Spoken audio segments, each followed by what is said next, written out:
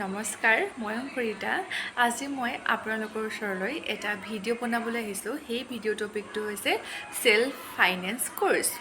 এতিয়া recently doctor Himanta Biswa Sarma ডাঙৰীয়াই নিযুত মইনা স্কিম যিটো লঞ্চ কৰিছে, তাত কৈছে যে সেল্ফ ফাইনেন্স কোৰ্সসকলৰ ষ্টুডেণ্টসকলকো ষ্টাইপেণ্ড দিয়া হ'ব। আগতে দিয়া নাছিলে, এতিয়া 2025 নিযুত মইনা স্কিমত দিয়া হ'ব। এতিয়া কুৱেশ্যনটো আহিছে সেল্ফ ফাইনেন্স কোৰ্স কি হয়?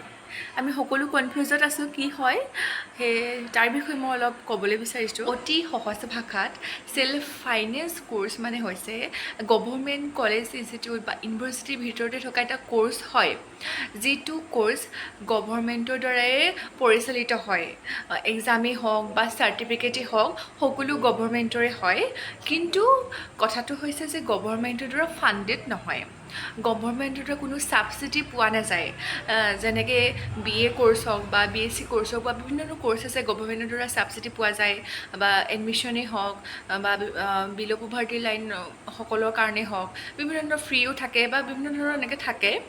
সেইটো মই ইমান ডিটেইলছত সেইটো কি থাকে ইমান জ্ঞাত নহয়, আৰু সেই ডিটেইলছত লাগিলে পাছত মই বনাই দিম ভিডিঅ' আকাৰে। কিন্তু যিটো গভৰ্ণমেণ্টৰ ইউনিভাৰ্চিটিৰ ভিতৰত থকা এটা কোৰ্স হয়, সেই কোৰ্সত গভৰ্ণমেণ্টৰ ফালৰ পৰা কোনো ডিছকাউণ্ট, কোনো ছাবচিডি দিয়া নহয়। কোনো ধৰণৰ এইটো ফুল পে'মেণ্ট কৰিব লাগে, আৰু অকণমান প্ৰাইচটো হাই থাকে। আৰু কিন্তু গভৰ্ণমেণ্টৰ ছাবজেক্ট মানে গভৰ্ণমেণ্টৰ দ্বাৰা চাৰ্টিফিকেট প্ৰভাইড কৰা হয়, এক্সাম পতা হয়, ৰুল ৰেগুলেশ্যনত সকলো গভৰ্ণমেণ্টৰ হয়, কিন্তু ফাণ্ডহে নহয়।